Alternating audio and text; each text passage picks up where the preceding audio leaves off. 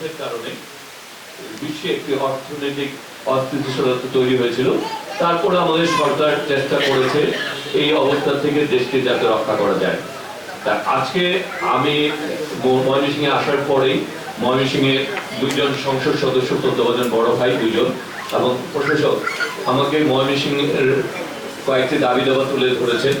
তার মধ্যে আসলে ময়মনসিংহ রেল স্টেশনে যে আমি নিজেই মনে হয়েছে আসলে রাষ্ট্রের একজন নাগরিক হিসেবে ময়মনসিংহবাসী যে সুবিধাগুলি পাওয়ার কথা ছিল সেই সুবিধা থেকে তারা বঞ্চিত।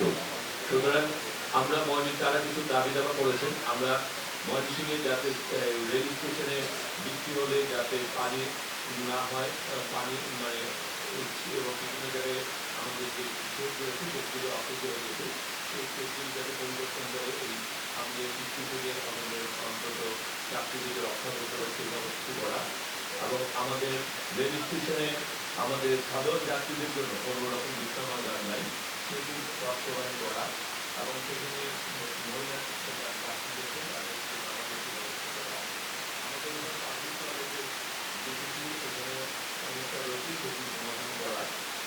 আর আমাদের আসলে সারা বাংলাদেশে রেলকে ডুয়েল গেজে নিয়ে যাওয়া, সেই ক্ষেত্রে ব্রডগেজের কাজগুলি আমাদের সারা বাংলাদেশে বিচ্ছিন্নভাবে চলমান রয়েছে।